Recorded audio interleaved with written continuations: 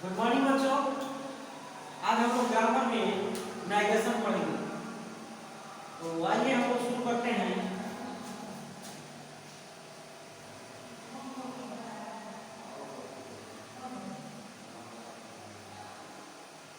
Negation जो है इसको दो भागों में बांटा गया है। पहला होता है डायरेक्ट स्पीच, दूसरा होता है इनडायरेक्ट स्पीच।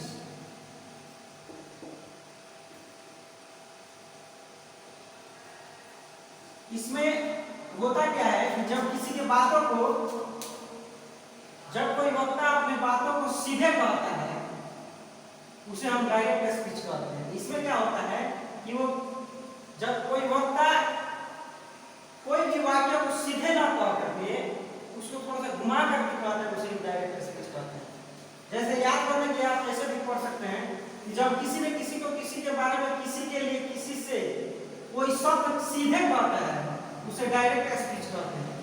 यहाँ पर इनडायरेक्ट स्पीच में कह सकते हैं कि जब किसी ने किसी को किसी से, किसी के लिए, किसी के बारे में सीधे न कह करके घुमा करके कहता है उसे इनडायरेक्ट स्पीच कहते हैं। जैसे हम लोग एक सेंटेंस लेते हैं, He says I am your friend। जैसे हम वाक्य लगे, राधा said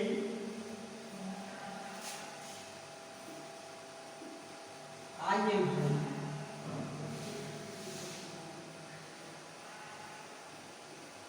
तो यहाँ पर इसको हम लोग पढ़ेंगे। इसमें एक होता है इन्वर्टेड कॉमा का, जो बाहर का जो वाक्य होता है उसको कहते हैं रिपोर्टिंग वर्ब। इसको बोलते हैं रिपोर्टिंग वर्ब। और जो इन्वर्टेड कॉमा में होता है वो होता है रिपोर्टेड स्पीच।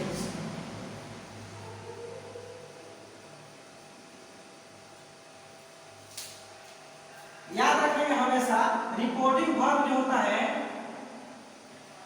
इन्वर्टेड कॉमा के बाहर रहता है, और रिपोर्टेड स्पीच जो होता है हमेशा इन्वर्टेड कॉमा के अंदर रहता है। जब भी हम इसे बनाते हैं तो बनाते समय इन्वर्टेड कॉमा समाप्त हो जाता है, और इन्वर्टेड कॉमा के बदले हम लोग डायरेक्ट एक वेदर लगा करके बनाते हैं।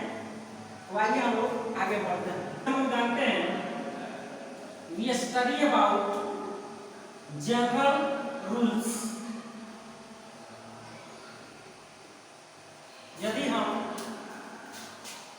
सामान्य रूल के बारे में अध्ययन करते हैं तो हम पाते, जैसे एक नंबर में होता है चेंज ऑफ पर्सन, दूसरा होता है चेंज ऑफ टेंसेज, तीसरा होता है change of other parts of speech.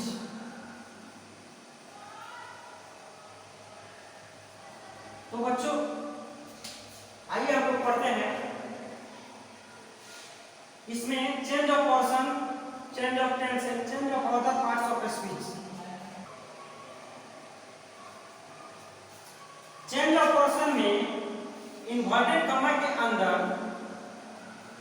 जब हम इन्वर्टेड कॉमा को तोड़ते हैं तो उसमें के जो first person, second person, third person होते हैं उसको चेंज करते हैं। इसीलिए इसमें पढ़ना है, चेंज ऑफ पर्सन में ही पढ़ना है। आइए हम लोग पढ़ते हैं। जैसे एक होता है सब्जेक्ट,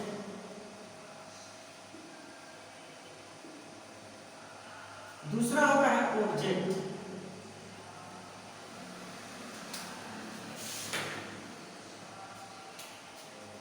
दूसरा होता है ऑब्जेक्ट।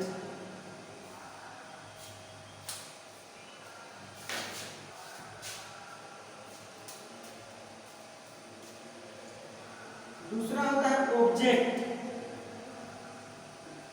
तीसरा होता है नो चेंज।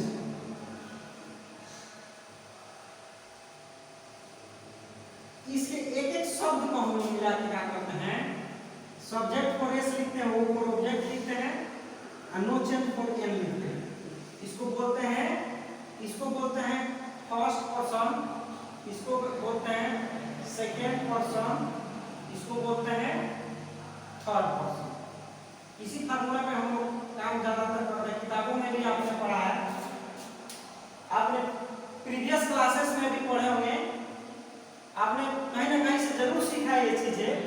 यही चीज होता है सब्जेक्ट, ऑब्जेक्ट और नो चेंज, इसी को हम लोग चेंज करते हैं। आइए हम कुछ सेंटेंस लिखते हैं और उस पर चेंज करते हैं और आप लोगों को बताते हैं।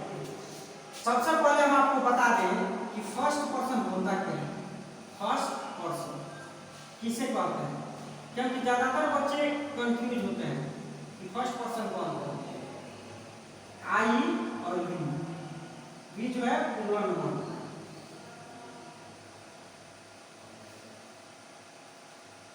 सेकेंड में आता है सेकेंड पर्सन यू आता है। Third person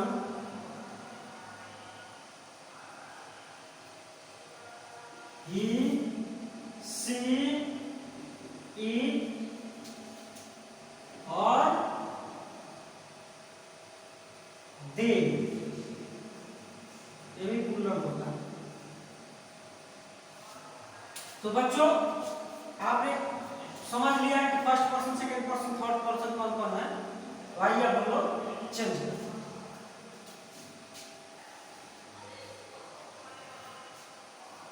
reporting verb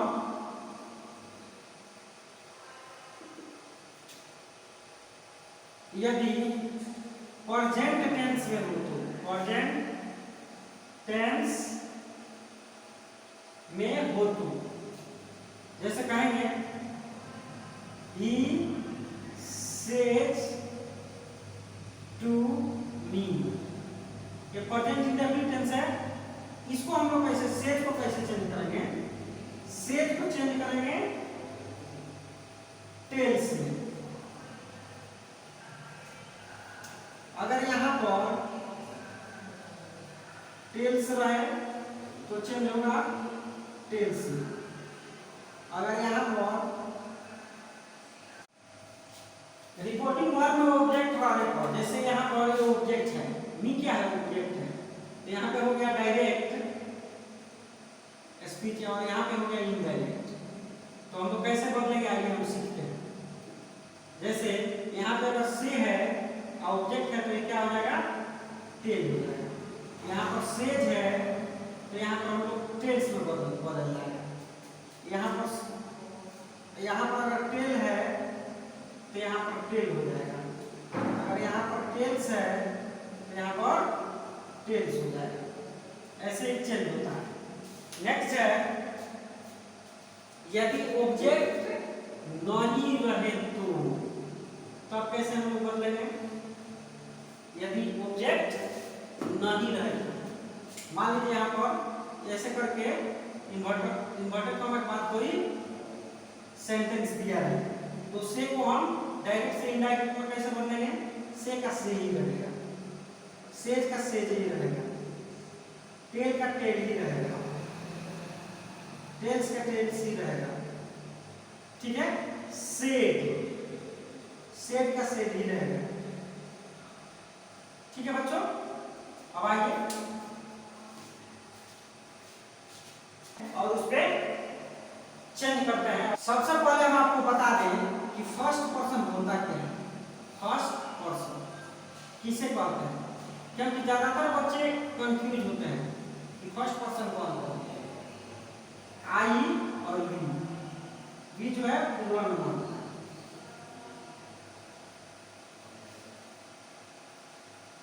second में आता है second person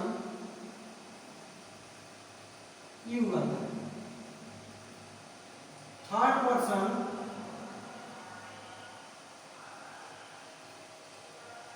he, she, it और they, ये भी प्लूरल होता है। तो बच्चों आपने समझ लिया कि first person, second person, third person कौन कौन है। आइए अब हम लोग चेंज करते हैं। जैसे कहेंगे he said to me I am ready।